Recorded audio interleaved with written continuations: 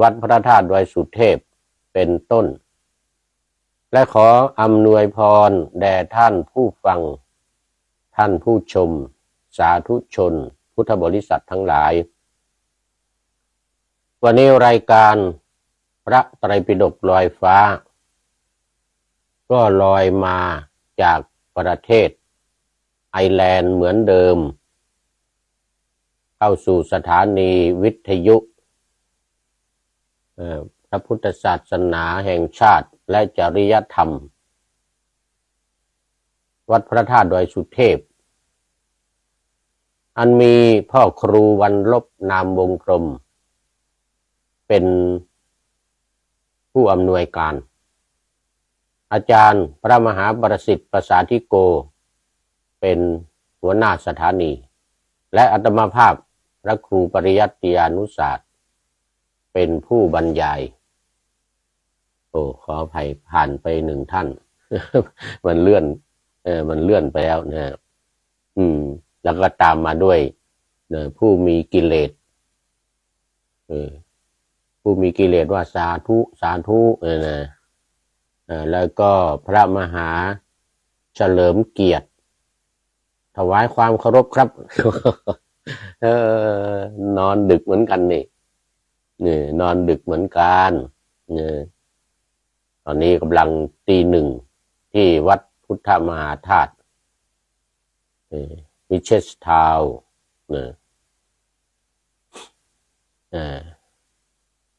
คอกเคานตี้ประเทศสาธารณรัฐไอร์แลนด์เวลาตีหนึ่งตีหนึ่งแล้วก็ที่เมืองไทยเราก็8 นาฬิกาเป็นประจำทุกวัน8 นาฬิกาถึง9 นาฬิกาจัดรายการสดอาจารย์พระมหาเฉลิมเกียรติบอกว่าที่ไทย8 โมงเช้าครับถูกต้อง8 โมงเช้า8 นาฬิกาถึง9 นาฬิกานี่1 ชั่วโมงตอนนี้จะรายการตรงกับเวลาในเมืองไทยออกสดเพื่อที่จะให้ท่านผู้ฟังเข้ามาร่วมในรายการหมายเลขโทรศัพท์226-058เป็นหมายเลขในสถานี226-058แต่ว่าวันนี้ทางท่านพระครูสมุวิสุวัตรวรกิจโจผู้อำนวยการหัวหน้าสถานีวิทยุวัดฝายหินสสววัดฝายหินมีศาสนกิจไปรับอาหารบิณฑบาตในมหาวิทยาลัยเชียงใหม่ก็ไม่ได้อยู่เฝ้าโทรศัพท์ ไม่ได้อยู่เฝ้าโทรศัพท์ถ้าอย่างนั้นท่านอาจารย์เฉลิมเกียรติก็โทรเข้ามาได้ตอนนี้เปิดtwo way อาจารย์เปิด two way communication นั่นแน่ เริ่มตั้งแต่ปีใหม่นี้มาแต่มีเป็นบางวันที่อย่างวันนี้ก็ไม่มีคนเฝ้าโทรศัพท์ในสถานีก็จึงไม่สามารถที่จะเข้าร่วมในรายการได้ทุกวันจะเปิดโอกาสให้ท่านผู้ฟังเข้าร่วมในรายการแสดงความคิดเห็นหรือถามปัญหาในรายการพร้อมกับแจ้งเรื่องเสียงเรื่องความเรียบร้อยทางด้านเทคนิคด้วยแต่ว่าวันนี้ต้องขออภัย นอกจากออกอากาศที่นี่ตอนเช้าเสร็จแล้วตอนกลางคืนก็เหมือนเดิมสุริยันคำปาเข้ามาแล้วเออป๋าเปรมอาจารย์สุริยันวัดพระธาตุดอยสุเทพเอออาจารย์มหาเฉลิมเกียรติอยู่ที่ไหนเนาะเนี่ยตอนนี้อยู่วัดอะไรผู้มีกิเลสผู้มีกิเลสเข้ามาก่อนหน้านี้ผ่านไปหนึ่งท่านต้องขออภัยอ่านชื่อไม่ทันท่านสุริกราบนมัสการครับท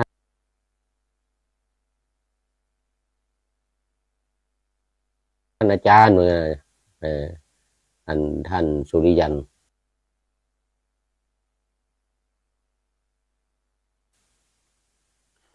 ตอนนี้พวกเราเป็นหน้าที่เลยนะครับท่านอาจารย์เราต้องช่วยกันแผ่เมตตาอเพสัตตาอเวลาโหนตุอภยาปชาโหนตุอนิคาโหนตุสุขีอัตตานังปริหะรันตุขอให้สัตว์ทั้งหลายอย่ามีเวรต่อกันอย่าอาฆาตพยาบาททำอันตรายเบียดเบียนซึ่งกันและกันเนี่ยต้องมีความสุขกายสุขใจเพราะว่าตอนนี้นอกจากว่าการฆ่ากันยิงกันในประเทศไทยเราเนี่ยเรื่องยาเสพติดอะไรนี่ยังเป็นเรื่องเล็กน้อยยังเป็นเรื่องเล็กน้อยเรื่องใหญ่โตก็คือสงคราม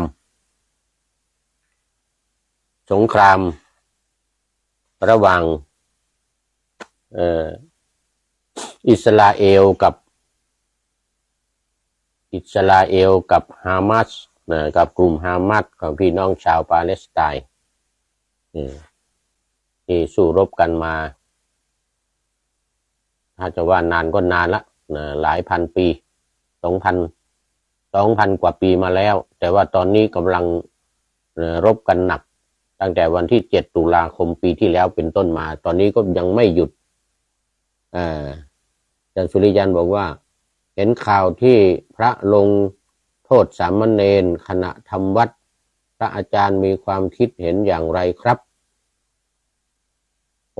ต้องขออภัยอันนี้ไม่เห็นนะครับไม่เห็นอาจารย์มหาเฉลิมเกียรติตอนนี้ผมอยู่ไทยครับวัดเมืองวัดพระปิตุลาจังหวัดฉะเชิงเซานี่อ่านยากนะฉะเชิงเซาอย่างนี้นะเสาชิงชาอะไรนะที่สมัยก่อน มาเรียนปาติโมกข์ครับโอ้โหสาธุมันปาติโมกข์ขอให้สวดได้ไวๆนะครับจะได้นิมนต์มาสวดที่ประเทศไอร์แลนด์บ้างท่องถึงสังฆาทิเศษกำลังจะจบกำลังจะจบสังฆาทิเศษผมนี่ได้สังฆาทิเศษตั้งแต่ตอนเป็นสามเณรนะตอนเป็นสามเณรหลวงพ่อที่วัดครูบาบุญปันบอกว่าเป็นปรริญญาเนี่ยต้องสวดปาฏิโมกข์ได้นะรีบท่องเลย ผู้มีกิเลสบอกว่าสงครามระหว่างพระกับชาวบ้านมีทุกวันครับไม่ใช่เรื่องเล็กเสียแล้วอย่างนั้นเนี่ยไม่ใช่เรื่องเล็กเสียแล้วพระกับชาวบ้านรบกันยังไงกับชาวบ้านรบกันเนี่ยก็ทุกอย่างนะทุกอย่างที่เป็นเรื่องราวเป็นสงครามกันเนี่ยเราก็ต้องช่วยกันแผ่เมตตาแก้ไขอย่างอื่นเรื่องของกฎหมายเรื่องของพระธรรมวินัยก็ว่ากันไปอย่างที่ทำความคิดเห็นเกี่ยวกับว่าลงโทษสามเณรนี่เนี่ยต้องดูสาเหตุก่อนว่าเป็นอย่างไรมีเรื่องอะไรทำไมต้องไปมีสาเหตุยังไงต้องมีสาเหตุมันต้องมีสาเหตุอาจารย์ ครูบาอาจารย์ที่เป็นเจ้าอาวาสหรือเป็นผู้ปกครองดูแลสามเณรอาจจะดื้อหรือว่าเล่นกันหรืออะไรยังไงเวลาทำวัดนี่ผมนี่เคยมีสามเณรอยู่ในมือ200มาแล้ว200 300อยู่ที่สมัยอยู่ที่วัดฝายหินเนี่ยสามเณรมาเรียนหนังสือที่วัดฝายหินเฉพาะสามเณรเนี่ยนะ200กว่ารูปก็มีบ้างสามเณรที่เกเรบางทีก็มานั่งหลับยังดีปล่อยให้หลับไป พอดีง่วงเพราะว่าตีสี่ต้องตื่นขึ้นมาแล้ววัดฝายหินตีสี่ตื่นขึ้นมาแล้วตีสี่ครึ่งก็มาทำวัดสวดมนต์กันละเริ่มจริงๆตีห้าแต่ก็ตีสี่ครึ่งก็มากันผู้มีกิเลสบอกว่าชาวบ้านไม่สามารถตัดสินวินัยพระได้เอาแค่ศีลห้ารักษาให้ได้ก่อนครับโอ้ถูกต้องสาธุอันนี้ถูกต้องเลยนี่ขนาดมีกิเลสนะเนี่ย ขนาดมีกิเลสแต่ว่าเป็นผู้ที่มีความรู้มีความสามารถอยู่ผู้มีกิเลสนี่ก็ดีเห็นจัดรายการเห็นลงไลฟ์สดทางเฟซก็น่าดูอยู่เหมือนกันก็แน่นอนนะเรื่องของทางวินัยเนี่ยทางพระก็จัดการกันเองครูบาอาจารย์แต่ว่าลงโทษยังไม่ได้รู้สาเหตุว่าลงโทษหนักหรือลงโทษเบาหรือว่าแค่เล็กๆน้อยๆหรือว่าเอาหนักเลยยังไงก็ต้องดูเหตุการณ์นะครับท่านอาจารย์เรื่องนี้เราจะไปรีบแสดงความคิดเห็นอะไรยังไม่ได้ต้องรู้เหตุการณ์รู้สาเหตุก่อนเหมือนกับสงครามทั้งหลายแต่เหมือนกับชาวบ้านกับพระที่รบกันนะมันมีเรื่องอะไรมันมีเรื่องอะไรก็ไปตัดสินกันไปพูดเนี่ยก็เคยตัดสินมาแล้วเรื่องพระกับชาวบ้านทะเลาะกันนี่นะโอ้เคยมาแล้วเคยขึ้นศาลมาแล้วด้วย เคยขึ้นศาลมาแล้วด้วยที่จังหวัดเชียงใหม่ก็ตัดสินกันไปตอนนี้ก็มีครูบาอาจารย์มีพระฝ่ายปกครองอยู่แล้วเจ้าคณะเจ้าอาวาสเจ้าคณะตำบลอำเภอจังหวัดบางทีเรื่องต้องไปถึงภาคนู่นนะไปถึงภาคไปถึงหนนู่นอันนี้ก็ค่อยๆว่ากันไปตัดสินกันไปคุณโยมคุณโยมมีกิเลสที่สำคัญคือรักษาศีลห้าให้ได้ก่อนเนี่ยถูกต้องนะเรื่องของการทะเลาะเบาะแว้งกันเป็นเรื่องธรรมดามีมาตั้งแต่สมัยพระพุทธเจ้าแล้วมีมาตั้งแต่สมัยพระพุทธเจ้าต้องเสด็จหนีไปอยู่ในป่าพระทะเลาะกันที่เมืองโกสัมพีแม่หลวงจันตามาแล้ว สาธุแม่หลวงจันตาเข้ามาแต่วันนี้ก็เข้ามากันเยอะเข้ามากันเยอะ เอาโมทนาแม่หลวงจันตาสบายดีเนาะแม่หลวงผู้ใหญ่บ้านหมู่หนึ่งหมู่บ้านเชิงดอยสุเทพวัดฝายหินรอบวัดสถาญาติโยมวัดฝายหินตอนนี้ก็เข้ามาสู่เนื้อหาสาระของธรรมะกันละเอาธรรมะนี่แหละแก้ปัญหาอะไรต่างๆธรรมะแก้ปัญหาต่างๆ วันนี้ก็ยังอยู่ในมหาสกุลุทายีสูตรอยู่ในปริภาชกวรรคว่าด้วยปริภาชกคือนักบวชศาสนาอื่นนอกศาสนาพุทธ อยู่ในอุปริปันธาตขออภัยมัชฌิมปันธาตมัชฌิมนิกายพระสุตตันตปิฎกเล่มที่13มาถึงหน้า294ยังอยู่ในข้อ247อยู่ในข้อ247พระพุทธองค์กำลังทรงแสดงธรรมที่ทำให้คนเคารพนับถือสักการะบูชาโดยเฉพาะสานุสิทธิสาวกลูกศิษย์ลูกหาสาวกสาวิกาเคารพนับถือและอยู่ด้วยเคารพนับถือและอยู่ด้วยเป็นจำนวนมากในสมัยที่พระพุทธองค์ประทับอยู่ที่วัดเวรุวันกรุง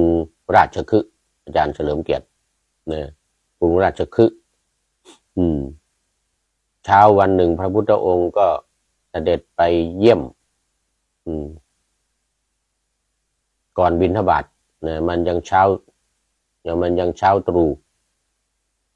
ถ้าไปบิณฑบาตมันยังไม่มีคนใส่เขายังไม่ตื่นมาหุงข้าวหุงปลาใส่บาตรก็เข้าไปโปรดทรงเห็นแล้วเห็นในข่ายคือพยานยานของพยานของพระพุทธองค์ตั้งแต่ตอนเช้าแล้ววันนี้จะมีเรื่องนั้นเรื่องนี้ใครจะได้รับฟังธรรมใครจะบรรลุธรรมอะไรยังไงเนี่ยผู้มีกิเลสบอกว่าพระอาจารย์ขอรับกระผมขอถามนิดนึงถามว่าคนพาลเมื่อถูกถามแล้วแสดงอาการ3อย่างคนพาลแสดงอาการ3อย่างมีอะไรบ้าง1อยู่ในพระสูตรไหนขอรับแสดงอาการ3อย่างอยู่ในพระสูตรไหนคนพาลเหรอเคยออกอากาศไปแล้วเมื่อสัก20 กว่าปีมาแล้วพระสูตรไหนนี่นะ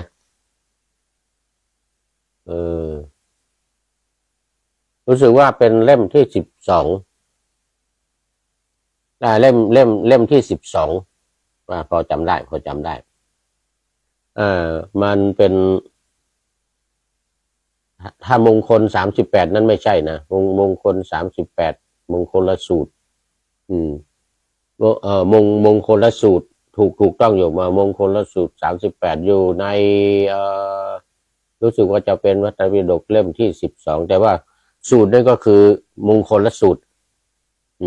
มงคลละสูตรที่หลวงพ่อสิริมังคลาจารย์นำมาเขียนขออภัยผมจำไม่ได้ถึงได้ถามครับถูกต้องอันนี้ก็เรื่องสูตรนี่ก็คือมงคลละสูตรเสวนาจะพาลานังปัณฑิตานันจะเสวนานั่นแหละเป็นข้อแรกเลยเป็นข้อแรกในมงคลละสูตรแต่ว่าอยู่ในพระไตรปิฎกเล่มไหนอันนี้ไม่ได้ถามหรอกไม่เป็นไร ไม่ได้ถาม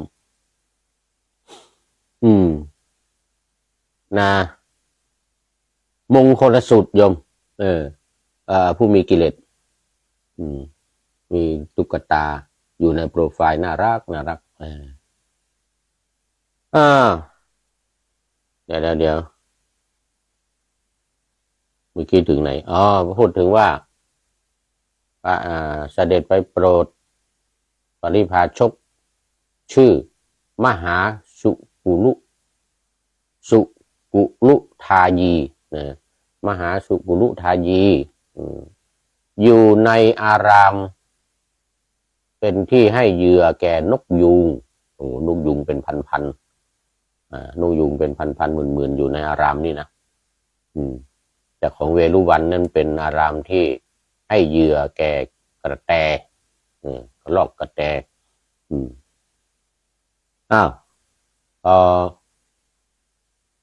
ไปถึงปริพาชกก็ขอพระพุทธองค์แสดงธรรมแต่ก่อนที่พระพุทธองค์จะแสดงก็ได้กล่าวถึงมูลเหตุ เรื่องของความไม่เคารพสักการะบูชาครูบาอาจารย์ของสานุศิษย์ศาสดาทั้งหกมีอชิตตเกษกัมพลนิโครนาถบุตรมัคคลิโหสารเป็นต้นเนี่ยนะหกศาสดาสมัยนั้นอยู่ที่ราชคฤห์เนี่ยก็บอกว่าโอ้ลูกศิษย์ลูกหาไม่เคารพครูบาอาจารย์กล่าวโต้ตอบกันทะเลาะเบาะแว้งกันว่างั้นนะไปมาอยู่บ้างอยู่บ้างไม่อยู่บ้างหนีไปบ้างไม่พอใจก็หนีไปแต่ต่างกันกับพระพุทธเจ้าสาวกที่เข้ามาบวชมีบ้างสมัยนู้นสมัยนี่พระไตรปิฎกเล่มที่ผ่านมานู่นไวยสาลีมาบวชแล้วก็ศึกไปแล้วไปโพลธนาใหญ่ไปโพลธนาใหญ่อันนั้นมันมีความไม่สามารถในการที่จะปฏิบัติพรหมจรรย์ไม่สามารถที่จะประพฤติวินัยที่พุทธองค์ทรงบัญญัติไว้ได้ก็เหลือบากว่าแรงมันเหลือบากว่าแรงก็เลยสึกไปแต่มีน้อยนานๆจะมีทีหนึ่งเนี่ยพบในพระไตรปิฎกแหละเล่มที่12ที่ผ่านมาเนี่ยนะเล่มที่9ขออภัยเล่มที่9นะแต่นี่พระพุทธองค์ก็ตรัสถามปริภาชกเนี่ยมหาสุกุลเนี่ยมหาสุกุลมหาสกุลว่าเพราะเหตุใดจึงไม่มีใครสักการะเคารพครูบาอาจารย์เพราะเหตุอะไรแล้วที่สาวกสาวิกาเคารพตถาคตเคารพนับถือสักการะบูชาและอยู่ด้วยเป็นหมื่นเนี่ย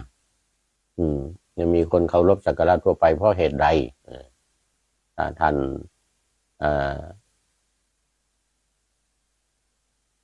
มหาสกุลนะมหาสกุลก็กราบทูลพระพุทธองค์ด้วยคุณธรรมของพระพุทธองค์5อย่างหลังจากนั้นพระพุทธองค์ก็ตรัสต่อแสดงต่อคุณธรรมทั้งหลายที่ทำให้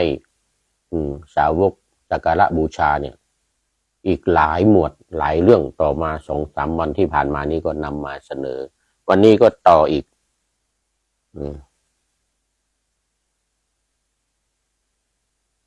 เดี๋ยวจะหมดเวลามัวพูดมากเดี๋ยวหมดเวลาเดี๋ยวไม่ได้พูดธรรมะบางวันมัวพูดอะไรก็ไม่รู้เหลือนิดเดียวเหลือมีอยู่ครั้งหนึ่งได้พูดธรรมะ1 พารากราฟ3 บรรทัดอีกประการหนึ่งเราได้บอกข้อปฏิบัติแก่สาวกทั้งหลายของเราผู้ปฏิบัติตาม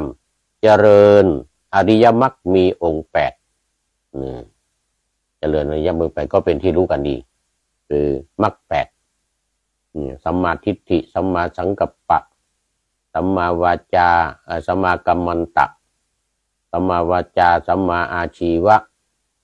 สัมมาวายามะสัมมาสติสัมมาสมาธิสัมมาสติสัมมาสมาธิสัมมาสมาธิเป็นที่สุดก็คือศีลสมาธิปัญญาแต่ในที่นี้วางปัญญาไว้ก่อนเมื่อวานนี้อธิบายไปทีหนึ่งวางปัญญาไว้ก่อนคือข้อ1ข้อ2สัมมาทิฏฐิกับสัมมาสังกัปปะวางข้อ1ข้อ2เป็นส่วนของปัญญาคือความเห็นชอบความดำริชอบเมื่อมีความเห็นชอบมีความดำริชอบนี่เรียกว่าเป็นส่วนของปัญญาแล้วก็สมาธิอยู่ตรงกลางปกติศีลอยู่ กติอยู่ต้นนะศีลสมาธิปัญญาแต่นี่ปัญญาศีลสมาธิอยู่หลังนะส่วนที่เป็นศีล3 ข้อนะคงจำกันได้ดีผู้มีกิเลสนี่จำแม่นยำก็คือสัมมาสังกัปปะสัมมาวาจาแล้วก็สัมมาอาชีวะ3 อย่างเนี่ยการเลี้ยงชีวิตชอบการทำงานชอบการพูดชอบสัมมาวาจาเจรจาชอบพูดชอบเนี่ยแล้วก็สัมมากัมมันตะทำการงานชอบก็คือสุจริตกรรมนี่คือการงานชอบทางกายสุจริตกรรมทางกาย3 อย่างกาย3วจี4มโน3นี่มโนตัดไปแต่มันยังเป็นต้นนะมันเป็นต้นของวาจากับกาย3 อย่างก็ไม่ฆ่าสัตว์ไม่ลักทรัพย์ไม่ประพฤติผิดในกามนี่3 อย่างนี้แหละตัวร้ายถ้ามี3 อย่างนี้ถ้าไม่มี3 อย่างนี้สงครามไม่มีหรอกแล้วเนี่ยที่ว่าทะเลาะเบาะแว้งกันเนี่ยพระรบกับชาวบ้านอย่างนี้เนนที่ถูกตีถูกทำโทษขณะทำวัดอย่างนี้ เพราะ3 อย่างนี่แหละ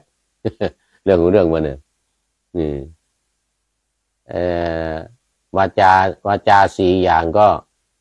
พูดเท็จพูดสอดเสียดพูดคำหยาบพูดเพ้อเจ้อพูดเท็จพูดสอดเสียดพูดคำหยาบพูดเพ้อเจ้อนี่นะนี่ถ้าสุจริตทั้ง4 อย่างแล้วก็สุจริต3 อย่างทางกายสุจริตทางวาจา3 กับ 4รวมเป็น7 อย่างนี่นะปลอดภัยแน่รับรองไม่มีเหตุการณ์อะไรเกิดขึ้น2-3 วันเมื่อวันซืนก็อิสราเอลก็ไปโจมตีด้วยโดรนหัวหน้าเฮซบุลละของประเทศเลบานอนก็ตายไปอีก1เมื่อวันที่3ที่ผ่านมาก็ตายไป1อาลูรีตัวหัวหน้าเฮซบุลละหัวหน้ากลุ่มฮามัสหัวหน้ากลุ่มฮามัสแต่วันนี้หัวหน้าเฮซบุลละที่รบกันกับอิสราเอลเนี่ยก็เพราะอันนี้แหละเพราะทุจริตทางกายทางวาจานี่นะทีนี้6 7 8สัมมาวายามะสัมมาสติสัมมาสมาธินี่ก็มาระดับสูงขึ้นไประดับอุกฤษคือระดับการปฏิบัติธรรมขั้นสูงขั้นอุกฤษขึ้นไปก็มีความเพียรนี่แหละมีความเพียรคือมีความพยายามอันนี้ว่าไปแล้วเมื่อวานสัมมัปปทาน4เนี่ยอยู่ในสัมมัปปทาน4คือความเพียรแล้วก็อยู่ในวิปัสสนาข้อที่4หมวด4ข้อที่4นะหมวด4ก็คือพละ5เนี่ยแล้วก็ข้อที่4ก็คือสมาธิข้อ2อยู่หมวด4ข้อ2ก็หมวด4นี่หมายถึงว่าในอินทรีย์22นะอินทรีย์22พละ5เนี่ยมันอยู่หมวดที่4หมวดที่4เป็นพละ5แล้วก็อยู่ที่2คู่กับสมาธิพละ5คู่ส ศรัทธาวิริยะสติสมาธิปัญญาสมาธิคู่กับวิริยะคือความเพียรตรงนี้สัมมาวายามะก็คือความเพียรพยายามนะไม่มีความเพียรแล้วก็ไม่ละย่อท้อถอยเป็นความเพียรที่มุ่งมั่นมีสมาธิคอยกำกับมีสมาธิคอยกำกับให้เสมอกันกับความเพียรเนี่ยวายามะข้อที่7สัมมาสตินี่แหละตัวการใหญ่นี่สติปัฏฐาน4ก็อยู่ในข้อนี้สติปัฏฐาน4ก็ว่าไปแล้วในเรื่องนี้ที่พุทธองค์ทรงแสดงสติปัฏฐาน4กายเวทนาจิตธรรมเสร็จแล้วก็สุดท้ายข้อที่8สัมมาสมาธิสัมมาสมาธิเป็นจุดสุดยอดของวิธีการปฏิบัติธรรมที่จะให้เข้าถึงการบรรลุธรรมให้ประสบหรือการทำงานอะไรต่างๆที่จะประสบความสำเร็จเนี่ยก็อยู่ที่สัมมาสมาธินี่แหละคือมีสมาธิตั้งมั่นมีจิตตั้งมั่น2 อย่าง1จิตภายในใจของเราเนี่ยจิตของเราที่อยู่ในตัวของเรานี่เป็นสมาธิไม่ว่าจะเป็นอุปจารสมาธิชั่วครั้งชั่วคราวขอไปคณิกะสมาธิสมาธิบางครั้งบางคราวเนี่ยแล้วก็ที่เราใช้ใช้กับวิปัสสนาเวลาปฏิบัติวิปัสสนาก็จะใช้คณิกะสมาธิส่วนอุปจารสมาธินั่นก็จวนจะแน่วแน่แล้วก็อัปปนาสมาธินั่นก็นิ่งดิ่งลงไปอันนี้พูดถึงจิตพูดถึงใจเรานะภายในส่วนสมาธิอีกอย่างหนึ่งก็คือความตั้งมั่นความสงบจากกิเลสทั้งหลายมีสังโยชน์10 ประการเป็นต้นนอกจากนั้นก็มีกิเลสตัวใหญ่ราคะโทสะโมหะอะไรปราศจากคือสงบจากกิเลสทั้งหลายสมาธิ2 อย่างนี้เป็นหัวใจสำคัญในมรรคมีองค์8 ประการในการปฏิบัติส่วนของปัญญาส่วนของศีล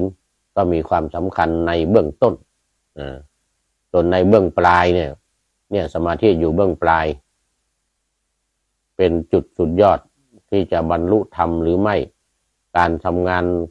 อะไรต่างๆจะประสบความสำเร็จหรือไม่สำเร็จอยู่ที่สมาธินี่เองเอาละทีนี้หมวดต่อไปเพราะเจริญอริยมรรคมีองค์8นั้นแลสาวกของเราเป็นอันมากจึงได้บรรลุที่สุดแห่งอภิญญาและอภิญญาบารมี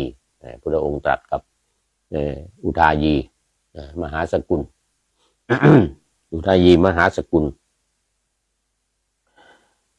ต่อไปเป็นข้อที่248อีกประการหนึ่งเราได้บอกข้อปฏิบัติแก่สาวกทั้งหลายของเราผู้ปฏิบัติตามเจริญวิโมกข์วิโมกข์ก็คือทำเป็นเครื่องหลุดพ้น8 ประการมีวิโมกข์อีก8 ประการเมื่อกี้นี้มรรคมีองค์8 ประการข้อปฏิบัติวิธีปฏิบัติส่วนวิโมกข์เนี่ยแปลว่าหลุดพ้นเลยนะวิโมกข์เนี่ยว่าแปลว่าหลุดพ้นทางบางศาสนาเอาแค่คำว่าโมกข์อย่างเดียวโมกษะโมกขะหรือโมกษะเนี่ยนะแปลว่าหลุดพ้นเป็นพระอรหันต์เลยอย่างศาสนาเชนนี่โมกษะเป็นสุดยอดของเขาละคือบรรลุธรรมพ้นโมกษะเนี่ยแปลว่าพ้นหลุดพ้น1สาวกผู้มีรูปเห็นรูปทั้งหลายนี้เป็นวิโมกข์ประการที่1วิโมกข์ประการที่1 2สาวก วกผู้มีรูปปสัญญาภายในเห็นรูปทั้งหลายภายนอกนี้เป็นวิโมกข์ประการที่สองสามสาวกน้อมใจไปว่างามนี้เป็นวิโมกข์ประการที่สามสาวกบรรลุอากาสานัญจายตนะโดยกำหนดว่าอากาศหาที่สิ้นสุดไม่ได้อันนี้เป็นองค์ฌานข้อที่ห้าของสมถกรรมฐานเขาเรียกว่าฌานของสมถะ5 6 7 8นี่นะข้อนี้อากาสานัญจายตนะเป็นข้อที่ห้าเพราะล่วงรูปสัญญาดับปฏิฆะสัญญาไม่กำหนดนานัตตสัญญาโดยประการทั้งปวงนี้เป็นวิโมกข์ประการที่สี่ห้าสาวกล่วงอากาสานัญจายตนะฌานโดยประการทั้งปวงบรรลุวิญญาณัญจายตนะฌานโดยกำหนดว่าวิญญาณหาที่สิ้นสุดไม่ได้หาที่สุดไม่ได้อยู่นี้เป็นวิโมกข์ข้อที่ห้าก็คือฌานที่หก5 6 7 8ฌานที่หกถ้านับ1 2 3 4ในฌานของสมถกรรมฐานก็เป็นข้อสองข้อสองคือวิญญาณการเพ่งเห็นวิญญาณไม่มีที่สิ้นสุดแต่ล่วงคือไม่มีผ่านพ้นจากอากาศผ่านพ้นจากการเพ่งอากาศหกสาวกล่วงอากินจัญญายตนะอายตนะฌานภายในที่ว่าเมื่อกี้เนี่ยล่วงอากินจัญญายตนะประการทั้งปวงบรรลุอะไรนี่ผิดสาวกล่วงวิญญาณอ่านผิดวิญญาณัญจายตนะแล้วก็บรรลุอากินจัญญายตนะอากินจัญญายตนะนี่ก็คือการไม่มีอะไรว่างเปล่าอากินจัญญายตนะเห็นทุกสิ่งทุกอย่างว่างเปล่ากำหนดการความว่างกำหนดความว่างเจ็ดล่วงอากินจัญญายตนะโดยประการทั้งปวงบรรลุเนวสัญญานาสัญญายตนะอยู่นี่เป็นวิโมกข์ประการที่เจ็ดก็เนวสัญญานาสัญญายตนะเป็นองค์ฌานที่แปดคือเห็นว่ามีสัญญาก็ไม่ใช่ไม่มีสัญญาก็ไม่ใช่สุดท้ายข้อที่แปดสาวกล่วงเนวสัญญานาสัญญายตนะโดยประการทั้งปวงบรรลุสัญญาเวทยิตนิโรธอยู่นี่เป็นประการที่แปดนี่ก็คือฌานของสมถกรรมฐานข้อข้อ5 6 7 8นั่นเองข้อที่8นี่ก็คือที่8ในนี้ที่8ในนี้หมายถึงว่าสัญญาเวทยิตนิโรธคือการดับนี่นิโรธคือการดับระหว่างทั้งหมดทั้งหมดคือตั้งแต่5 ถึง 8แล้วหรือ1 ถึง 4ของสมถกรรมฐานเนี่ยตั้งแต่อากาศวิญญาณอากินจัญญาเนวสัญญาทั้งหมดล่วงไปหมดผ่านไปหมดแล้วก็ตอนนี้เขาเรียกว่าเข้านิโรธคือจิตดับจิตดับจิตในที่นี้ไม่ได้หมายถึงว่าจิตดับตายนะ ไม่ใช่หมายถึงจิตดับตายแต่ว่าออกจากสัญญาขอไปออกจากเนวสัญญานาสัญญายตนะเนี่ยก็เข้าสู่การดับกิเลสทั้งปวงการดับกิเลสทั้งปวงอยู่อย่างว่างเปล่าอยู่อย่างไม่มีกิเลสทั้งหลายทั้งหมดตั้งแต่ข้อ1 ถึงข้อ 4หรือข้อ5 ถึงข้อ 8ทั้งหมดเนี่ยว่างจากพวกนี้ดับจากองค์ฌานทั้งหลายเหล่านี้เรียกว่าสัญญาเวทยิตนิโรธสัญญาเวทยิตนิโรธคือดับ ความจำความรู้อะไรทั้งหมดความจำความรู้ความเห็นอากาศวิญญาณไม่มีที่สิ้นสุดแล้วก็เห็นความว่างเห็นสัญญามีสัญญาก็ไม่ใช่ไม่มีสัญญาก็ไม่ใช่เนี่ยนะคือมีความรู้อยู่นี่แหละเห็นสัญญาเห็นอะไรทั้งหลายเห็นสิ่งต่างๆแต่ว่าไม่ยึดติดไม่ยึดมั่นถือมั่นไม่ยึดติดเห็นก็สักว่าเห็นได้ยินก็สักว่าได้ยินอย่างนี้เรียกว่าเนวสัญญานาสัญญายตนะความหมายก็คือว่าเห็นอยู่ได้ยินอยู่แต่ว่าไม่ยึดติดไม่สนใจไม่ยึดติดมันก็เหมือนกับไม่เห็นเห็นเหมือนกับไม่เห็นได้ยินก็สักแต่ว่าได้ยินได้กลิ่นก็สักแต่ว่าได้กลิ่นได้รสก็สักแต่ว่าได้รสนี่คือความหมายได้เหมือนกันได้เสียงได้กลิ่นได้รสได้สัมผัสแล้วก็ได้ความคิดที่เกิดขึ้นทางใจแต่ว่าไม่ยึดมั่นถือมั่นไม่ยึดติดนี่เรียกว่าเนวสัญญานาสัญญายตนะแต่สิ่งทั้งปวงทั้งหมดเนี่ยที่ว่ามาเนี่ยหมดไปหมดไปไม่มีก็คือมันดับนั่นเองดับสัญญาที่เรียกสัญญาเวทยิตานิโรธเงียบสงบดับเหมือนมีครูบาบางรูปที่ว่าเข้านิโรธสมาบัติเข้านิโรธสมาบัติอะไรอย่างเงี้ยนะครับเข้าเงียบไม่พูดเข้านิโรธสมาบัติอันนี้ก็เรียกว่าวิโมกข์วิโมกข์ซึ่งแปลว่าหลุดพ้นแปลว่าพ้นหรือว่าบรรลุได้เป็นวิโมกข์8นี่อย่างนี้เรียกว่าวิโมกข์8ยังไม่ใช่สูงสุดไม่ใช่เป้าหมายสูงสุดของพระพุทธศาสนาพระพุทธองค์ได้ฌานที่8เนี่ยได้สัญญาเวทยิตานิโรธได้เนี่ยจากสำนักของอาราลดาบทอุทกดาบทแต่ว่ายังไม่ใช่ที่สุดเป้าหมายของพระพุทธศาสนาเป้าหมายของพระพุทธศาสนาคือว่าตัวเนี้ยแค่ฌาน8เนี่ยแค่สัญญาเวทยิตานิโรธหรือว่าการดับสัญญาทั้งหลายเนี่ยดับความรู้ความคิดทั้งหลายเนี่ยไม่ยึดมั่นถือมั่นในสิ่งทั้งหลายเหล่านี้เนี่ย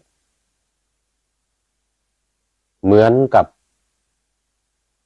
ศาลาที่พักระหว่างทางเหมือนกับศาลาที่พักระหว่างทางเวลาเราเดินทางไปเนี่ยมันไกลยังไม่ถึงสมมติว่าเราเดินจากเนี่ยจากวัดพุทธมหาธาตุนี่จะไปเมืองหลวงไปดับลินหรือว่าไปเมืองคอกไปในเมืองแต่ว่าระหว่างทางเนี่ยมันไกลเดินไปมีศาลาพักอยู่หรือขับรถไปมีที่พักเข้าห้องน้ำห้องส้วมทางนี้ทางยุโรปเนี่ยทางยุโรปอเมริกาเนี่ยระหว่างทางมีที่พักห้องน้ำห้องส้วมเนี่ยก็เป็นที่พักเข้าห้องน้ำห้องส้วมซื้ออาหารการกินอะไรพักผ่อนกันไปแต่อย่าอยู่นานอย่านั่งก้นหนัก ไม่ถึงที่อย่าอยู่นานไม่นั่งอย่านั่งก้นหนักนั้นไม่ถึงที่อันนี้พระเดชพระคุณท่านเจ้าคุณสมเด็จพระพุทธโฆษาจารย์หลวงพ่อประยุทธ์หลวงพ่อประยุทธ์โตหลวงพ่อสมเด็จได้อธิบายไว้นะได้กล่าวไว้ว่าในหนังสือพุทธธรรมได้ว่าไว้ว่าเป็นเหมือนศาลาที่พักระหว่างทางเนี่ยมรรควิโมกข์ทั้ง8เนี่ยวิโมกข์ทั้ง8หรือวิโมกข์ทั้ง8หรือฌานทั้ง8เนี่ยฌานทั้ง8เนี่ยยังไม่ใช่ที่สุดเป้าหมายต้องถ้าเข้าฌานนี้แล้วเนี่ยออกจากวิโมกข์แล้วได้นิโรธสมาบัติสัญญาเวทยิตานิโรธแล้วเนี่ยก็ต้องไปต่ออีกต้องไปปฏิบัติวิปัสสนาอันนี้อาจจะเกิดจากสมถะกรรมฐาน ไปต้องไปต่อวิปัสสนาคือพิจารณาอารมณ์ของวิปัสสนาอีก73ข้อแล้วสรุปลงในไตรลักษณ์สรุปลงในไตรลักษณะอีก3คืออนิจจังทุกขังอนัตตาเรียบร้อยแล้วจึงจะชื่อว่าได้บรรลุธรรมละสังโยชน์ทั้ง10ประการวิโมกข์นี่ยังไม่ได้ละสังโยชน์10ประการกิเลสตัวใหญ่ราคะโทสะโมหะยังอยู่เต็ม ยังอยู่เต็มนะสังโยชน์10ประการยังอยู่เต็มอันนี้ไม่ใช่เป้าหมายสูงสุดนะเป็นเพียงแค่คล้ายๆกับศาลาที่พักระหว่างทางก็ยังดีหายเหนื่อยแล้วก็ลุกขึ้นเดินต่อแล้วมันจึงจะไปถึงที่แวะระหว่างทางเนี่ยสมมติว่าทางยุโรปนี่แวะพักเข้าห้องน้ำห้องส้วมเขาจะมีเป็นจุดนะมีเป็นจุดระหว่างทางถ้าอยู่ที่นั่นมัวกินมัวเข้าห้องน้ำมัวอะไรอยู่ไม่ไป ก็ถึงแค่นั้นไม่ไปถึงจุดหมายปลายทางไม่ถึงจุดหมายปลายทางอันนี้ก็เป็นอีกข้อหนึ่งที่ว่าเห็นรูปมีรูปเห็นรูปเป็นวิโมกข์ประการที่1นี่หมายถึงว่าตัวนี้อยู่ในขันธ์5ก็คือรูปกายตัวนี้รูปเวทนาสัญญาสังขารวิญญาณเนี่ยรูปตัวเนี้ยเห็นสักแต่ว่าเห็นรูปมีรูปสักแต่ว่ามีรูปเห็นสักแต่ว่าเห็นรูปไม่ยึดถือไม่ยึดมั่นไม่ยึดติดนะตรงนี้อยู่เป้าหมายอยู่ตรงนี้แต่ว่าก็มีรูปสัญญาภายในและเห็นรูปภายนอกตรงนี้ก็คือในสติปัฏฐาน4กายเวทนาจิตธรรมนะเห็นกายในกายเห็นกายในกายก็คือมีกายในกับกายนอกเนี่ยกายในกับกายนอกกายในคือกายของเราเนี่ยประกอบด้วยจิตวิญญาณประกอบด้วยตัวรู้และเห็นกายภายนอกเห็นกายภายนอก1คือร่างกายที่อยู่ภายนอกเราเนี่ยนอกใจของเราเนี่ยที่อยู่ภายนอกเรานี่อย่างหนึ่งแล้วก็เห็นกายของคนอื่นเห็นกายของคนอื่นมาเปรียบเทียบกับกายของเราอันนี้ก็เป็นกายภายนอกเหมือนกันที่ว่าเห็นกายในกายคือจิตของเราเนี่ยนะเห็นกายของเราเนี่ยเห็นกายของเรานี้เห็นร่างกายของเรานี้นี่เรียกว่าเห็นกายในกายก็คือกายในกับกายนอกสาวกน้อมใจไปว่างามนี่ก็เป็นวิโมกข์ประการที่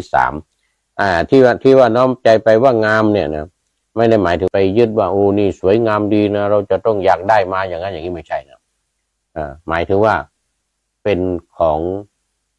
สวยงามแต่ว่าเป็นของที่หลอกมันงามจริงหลอกเหมือนเราไปเห็นเขาประดับหีบศพโอ้ยประดับสวยงามที่ไหนได้ข้างในเป็นอะไรศพ อย่างนี้เป็นต้นนะไอ้ที่ความงามที่เขาเห็นนี่อย่างเห็นความงามของผู้หญิงเห็นความงามของอะไรดังๆมันเป็นสิ่งที่หลอกไอ้ความจริงแล้วมันเป็นสกปรกไม่สวยไม่งามเป็นสิ่งที่มีเนื้อหนังหุ้มมีเลือดอยู่ข้างในมีโอ้โหน่ากลัวมีกระดูกขาวโพลนอยู่อย่างเงี้ยทั้งเนื้อทั้งตัวโผล่มานิดเดียวคือที่ฟันกระดูกโผล่มาที่เดียวคือที่ฟันนี่นอกนั้นอยู่ในตัวเราอย่างเงี้ยไอ้ความงามที่อยู่ภายนอกที่อยู่ใบหน้าหรือที่อยู่ที่ลำตัวหรือผมหรืออะไรก็ตามอย่างเงี้ยมันเป็นสิ่งที่อยู่ภายนอกเท่านั้นเองความจริงแล้วมันคุมอยู่กับสิ่งที่สกปรกสิ่งที่ไม่สวยงาม และอีกอย่างหนึ่งความหมายมันก็คือว่ามันงามชั่วครั้งชั่วคราวอย่างผู้หญิงก็จะงามตอนหนุ่มๆผู้ชายก็จะรอตอนหนุ่มอายุหนุ่มน้อยอายุหนุ่มน้อยพอแก่ไปก็เปลี่ยนแปลงเข้าชราหูตาฝ้าฟางเนื้อหนังย่นยานเหี่ยวดูไปดูมาเวลาจะหมด เวลาจะหมดวันนี้ปรากฏว่าได้หมวดเดียวนะวันนี้ได้หมวดเดียวทำที่เป็นที่เคารพสักการะบูชาของลูกศิษย์ลูกหาสานุศิษย์ทั้งหลายก็คือ2 หมวดคือมรรคมีองค์8ประการแล้วก็วิโมกข์8วิโมกข์8อย่าง1 2 3 4 1 2 3นี่เป็นเรื่องของขันธ์5เหล่านี้เป็นเรื่องของขันธ์5มาแล้วละอชายนวลชายมิน โยมละอเป็นท่านสุดท้ายหมดเวลา เป็นท่านสุดท้ายเข้ามานี่เข้าสู่เส้นชัยนี่เขาเรียกว่าเข้าสู่เส้นชัยโอ้กำลังเข้ามานี่ถ้าจะไปธุระปะปังที่ไหนเนาะนี่นะ นี่จะหมดเวลาแล้วส่วน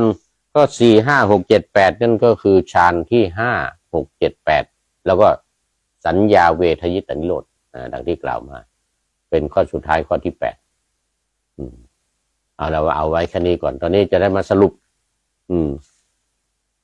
เหตุการณ์เชิญชวนเราทั้งหลายแผ่เมตตาถึงเหตุการณ์ทั้งหลายโดยเฉพาะสงครามในยูเครนในปาเลสไตน์ฉนวนกาซานะรัสเซียเข้าไปปฏิบัติการทางทหารในยูเครนก็ลบกันหนักตอนนี้โดยเฉพาะในช่วงปีใหม่เข้ามานี่แล้วก็เฮซบุลเลาะห์กลุ่มฮูตีกลุ่มฮามาสลบกันกับอิสราเอลประเทศอิสราเอลแล้วก็ตอนนี้ขยายวงออกไปมีประเทศต่างๆเข้าร่วมอีกเยอะโดยเฉพาะในทะเลแดงสหรัฐก็เอาพันธมิตรมาเกือบ20ประเทศเอาเรือรบเข้ามาเต็มทะเลแดงกลายเป็นทะเลเดือดอยู่ตอนนี้นั่นเราทั้งหลายหรืออย่างเรื่องที่ถามกันมานะว่าเรื่องการทะเลาะกันของชาวบ้านกับพระอย่างนี้เป็นต้นนะปัญหาอุปสรรคอะไรต่างๆเราให้เราทั้งหลายได้ช่วยกันนะแผ่เมตตาอย่าให้เรื่องร้ายๆทั้งหลายนี่สิ้นไปหมดไปนะ ชาวป่าเลสสไตล์ชีพวอดวาย20,000 จมใต้ซากตึกทับถมอีกเป็นจำนวนมากมายทหารอิสราเอลตายเพิ่มเป็น100 กว่ารายตอนนี้ตายไปน่าจะเป็น200ละฮามาสตายราดหลายและจะตายกันทุกคนอิสราเอลจะให้ทั้งหมดตายไม่ให้พ้นกลุ่มฮามาสทุกคนต้องไม่เหลือเชื้อชาติเลยอันนี้คืออิสราเอลสงครามอาจยืดเยื้อเหลือต่อไปอีกเรื่อยๆหลายเดือนยาวไปเลยอิสราเอลยืนยันหากว่ากลุ่มฮามาสไม่สิ้นชาติตามต้องการจะไม่หยุดห้ำหั่นฆ่าฟันในเมืองกาซาจึงยากจะยุติความดำริเช่นนี้หนามันเป็นเพราะตัณหาในภพของ2 ฝ่ายเองภาวะตัณหา ความต้องการความอยากในที่ดินจะเอาเป็นของตัวเองขออำนาจฤทธิเดชผู้วิเศษเดชโคตรเก่งพระเจ้าองค์สุดเจ๋งจงบันดลให้หยุดพลันวอนขอการสู้รบจงสงบจบประจัน หน้ารบพุ่งต่อกันหยุดการยิงอย่างถาวรช่วยแผ่เมตตาไปทิศทั้งหลายไม่หยุดหย่อนสงครามอย่ารามจรเป็นอามาเกดดอนเลยอามาเกดดอนคือสงครามนิวเคลียร์รองหัวหน้าฮามาสถูกพิฆาตดังอ้างเอ่ยจากแหล่งข่าวเปิดเผยเมื่อ3 มกรานี้อิสลาเอลสังหารซาเล่อันอาลูลีอันนี้หัวหน้าของ